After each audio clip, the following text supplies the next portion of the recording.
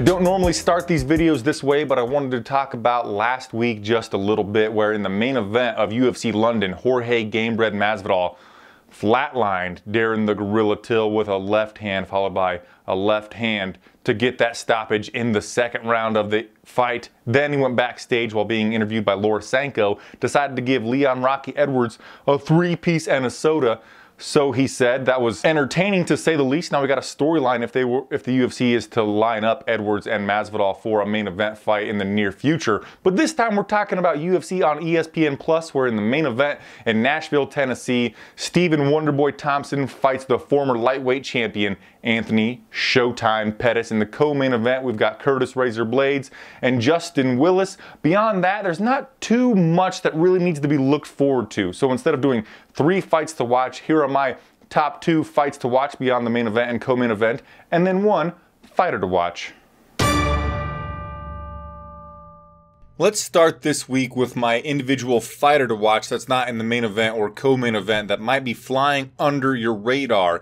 Macy the Future Barber. She believes in herself so much that supposedly she has a countdown on her phone till the time when she can no longer become the youngest champion in the history of the UFC, and she also has so much belief that she once said that she is going to be bigger than Ronda Rousey or Conor McGregor. Only time will tell, but that is one hell of a lofty goal. Beyond just her self-belief, she is a fun fighter to watch.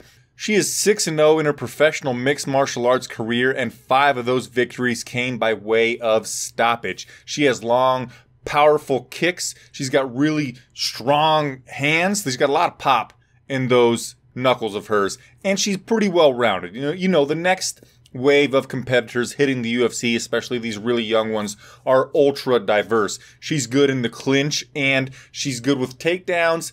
Phenomenal with scary, vicious ground and pound that includes elbows similar to the one that Paul Felder once hit Chucky Olive's Charles do Bronx Oliveira with. She's a pretty big favorite heading into this matchup against JJ Aldrich, and I expect to see some big things from her. I do believe someday she will be contending for a UFC championship.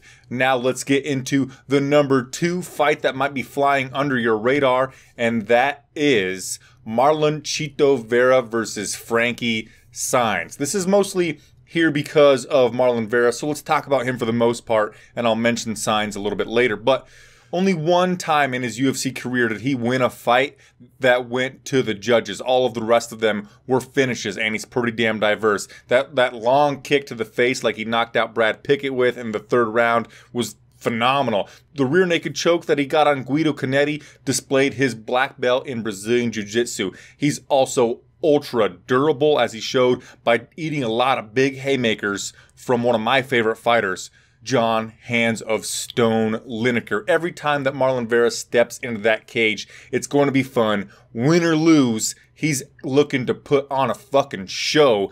And I'm going to see if he's got the grappling to stay on the feet or submit Frankie Saenz off of his back in this matchup, because Saenz, he's got a background in wrestling, and that's where he really, really shines. He's got some pretty good ground control from like the referee position with wrist control, and then a bit of peppering ground and pound, and he averages quite a few takedowns per 15-minute fight. So I'm interested to see here if the extremely fun fighter in Marlon Vera can ward off those takedown attempts or look for fun transition grappling off of his back.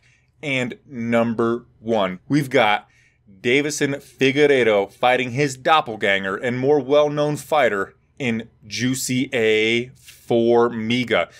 This is here a lot because I think that Davison Figueiredo is a future title challenger if Dana White and the gang decide to keep the flyweight division around, which they absolutely freaking should, because they always put on highly entertaining fights, and Davison Figueiredo is no exception to that most of the time rule. This guy is undefeated in his entire mixed martial arts career. He's 4-0 in the UFC with 3 finishes, Which is funny because the only victory that he has in the UFC that wasn't a finish was against a guy who once knocked himself out. So that's something. But Deiveson Figueiredo is extremely strong for the flyweight division. He's got a ton of power, as he showed in his fight against Morales, where he dropped him with a jab. He's also good at getting in with body locks, strong gripping people with outside trips to the canvas, and then searching for ground and pound and also submissions.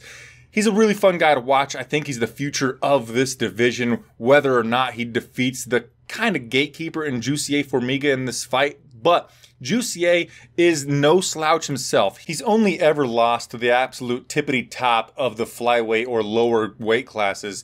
This guy has been a high-level competitor for a really long time, mostly known for his Brazilian Jiu-Jitsu. All of his stoppage victories are with submissions. 10 of his 22 victories are in that way. He's never knocked anybody out, but he does have a serviceable striking attack, as he showed against Cejudo, where he landed quite a few solid right hands off a 1-2 combination. Plus, he is very efficient at getting the fights to the canvas, where he strings his takedowns together, similar to what you would think Damian Maia would do. He goes in on a single leg, ends up grabbing a body lock, and then finally gets the fight into his realm, which is the Brazilian Jiu-Jitsu and the grappling department.